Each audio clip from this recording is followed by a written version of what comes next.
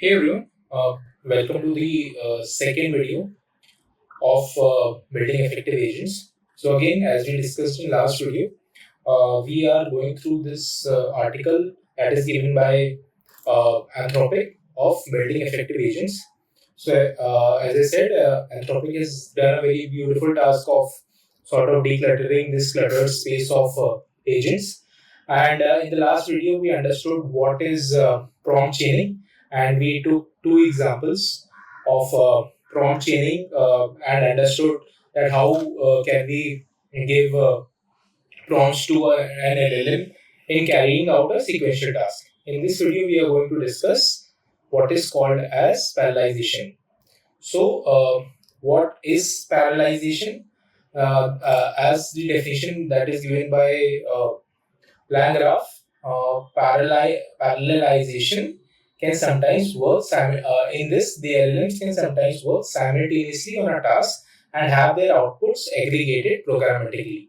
This workflow manifests in two key variations: breaking the task into independent subtasks and running the same task multiple times to get diverse inputs. So, all in all, parallelization means that there are different agents and the tasks passes on sequentially from one agent to the another and gives out and goes to an aggregator. After that, an output is given. So this workflow can be used when the divided subtasks can be parallelized for speed, or when multiple perspectives or attempts are needed for higher confidence results. So the example that we are going to discuss is in that we are going to give a topic to LLM, and on this same topic, the LLM is going to generate a poem, a joke, and a story in three different parallel forms. So one prompt will be given to one of the agents, that is over here, to generate a joke. The other will be given to this agent to generate a story, and the other will be given to this agent to generate a poem. And this will all. So coming to the first example, what we are going to do in this example is give three parallel inputs to the LLM to generate a joke, a story, and a poem about a topic that is being input by the user. In this case, we are using the topic as cats, and we will build a Lang graph architecture for it by building the same like the last example in the previous video. First of all, we'll build the graph state, and then we will define certain functions which will be the nodes of that, and then we will build the workflow for the Lang graph, and then connect the nodes. I have generated the graphical format for this structure in through Claude. I'll just show you. So what will happen is we'll start it and then send the prompt to generate a joke, to generate a story, and to generate a poem through three different functions. And then these three functions will be collaborated in the aggregator, which will combine these outputs, and then it will give an end result. So again, what has been talked about in this article is that when these three functions operate in parallel, they take less amount of time, and it can give us a defined result as well based on the specific capabilities of the agents that are being used over here. Or it can be used for the same function wherein it can be referenced thrice at three different points. So those are the two use cases that can be used for parallelization of a particular workflow. So let us now go through this example and generate the result. So first of all, like I said, we are going to define the graph state wherein we will take the topic, the joke, the story, the poem, and the combined output all in the string formats, and then we are going to define the nodes through particular functions. So first node is of defining the generating the initial joke. So we are calling LLM1 and asking, giving the prompt to write a joke about the topic. Similarly, in the second function, we are giving the prompt of writing a story about the topic, and the third prompt we are giving to write a poem about the topic. Now, once we have these three nodes over here, the aggregator is going to combine uh, uh, all these contents from the functions and give a return combined output. Now, you really do not have to worry about the code for two simple reasons. First of all, you can get the link in the description for my GitHub. wherein all the code is there. Second, because we now have Claude and ChatGPT and other tools, wherein the entire code can be generated very easily and understood in a very little amount of time. So essentially, I will explain it through the pre-written codes only, and you can always access the codes from my GitHub profile that is there in the YouTube link. So now, building the workflow, we will add the nodes over here, and then we will connect the edges like it is the process for building the lang graph. The start will be connected to the LLM1, LLM2, LLM3, and then all these calls will be connected to the aggregator. So like in the graph that has been shown over here, the start in the initial start when the LLM is invoked, it will call the first function, the second function, the third function to generate joke, story, and poem, and then this all will be combined to the aggregator, which will give the final output. Then again, this final output is over here. Let's run this and see what is the result over here that we are getting. Okay. So we will run this file.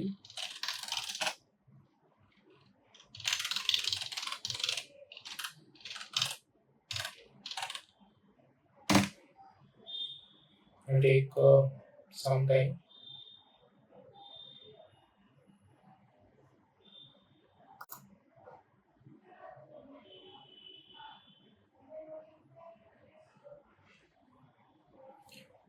Just bear with me till it displays.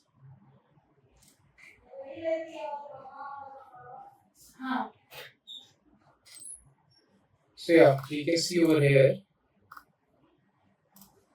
a poem, a joke, and a story has been generated for this input. So as a story, the story was upon a time in a small village of Fiskerville. So this is the complete story that has been generated. Then the joke has been written. Why was the cat sitting on the computer? Because it wanted to keep an eye. And a poem has been written for the same. So yeah, this is the complete result of this. So that was the first example. In the second example, we are going to take a more practical use case. What I thought in this is that for creating a workflow that uses parallelization, I can create a research assistant for myself. So by creating a research assistant, I mean that when for any topic that the input will be that the user sends an input. For that, my assistant will combine the results from these three sources, that is Wikipedia, Google Scholar, and current news, and give me certain kind of outputs for each of these sources, and then it will be aggregated to give me a final result of the outputs based on certain topics, based on the topic that has been given by the user. So this was a practical use case example that I thought that will be helpful in using the parallelization workflow for creating a good agent. So yeah, so let's go through that example as well. So understanding how I created this research agent, we are going to go through the code of it. Now, for this research agent, I am taking primarily three sources of information that this agent will be giving to me. First is from the Google Scholar, that I am defining the first node. The second is through Wikipedia, that I am defining in the function of the second node, and the third is through News API, that is an aggregator that collects news from different sources, and this I'll be giving in the third source. And then I'm going to aggregate it and build the workflow like we have discussed in the previous example. So, going through the first state, first we are going to create the state of the lang graph, wherein my topic, scholar info, Wikipedia info, news info, and combined output are stored in the form of string, and then we are going to build the nodes. In the first node, like I said, the results from the Google Scholar will be taken in. Now this uses the Python library scholarly dot search underscore pubs for searching various results of Google Scholar.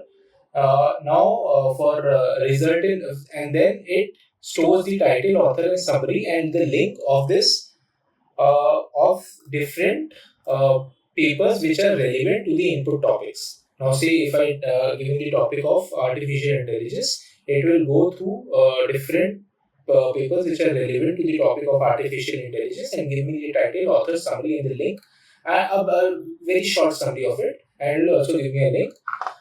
For the paucity of time and so that we can have a cleaner result, I have taken the papers to be, it will only go through 3 papers and not more than that. If it goes more than that, the function will break.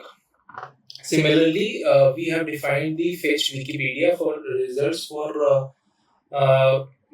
results from Wikipedia, and we are only taking first 500 characters for relevant results. Again, due to the for a cleaner result that we get in the example that we can show.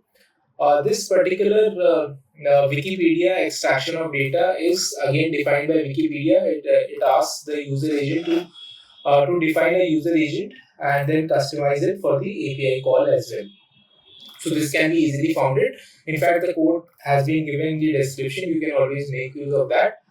This workflow is defined by Wikipedia as a standard workflow for extracting information. Now, the news is fetched through the news API key that we have retrieved from here. So you can go to the newsapi.org and get the API keys, and then you can enter the API. So I'm importing the API key from news API key that I have defined in my util.py. So you can also do the same and then define this API request packet that has been defined by news API for getting the results. Now we are extracting the headline, the article URL so our research agent will give us the headline and the article URL. So as a relevant result. So again, we are going to aggregate it to combine all these results and then build the workflow. So like as previous examples, we are going to add nodes over here and build the workflow. So my start will be connected to the fetch Google Scholar, fetch Wikipedia, and fetch news. So the call will be going to all the three functions or nodes, and then this will in turn give the results to the aggregator, which will end the function, which will end the whole process. So we are now going to invoke this file and see what the results, what is the results that we are getting over there. So we are going to run this code and see what is the result.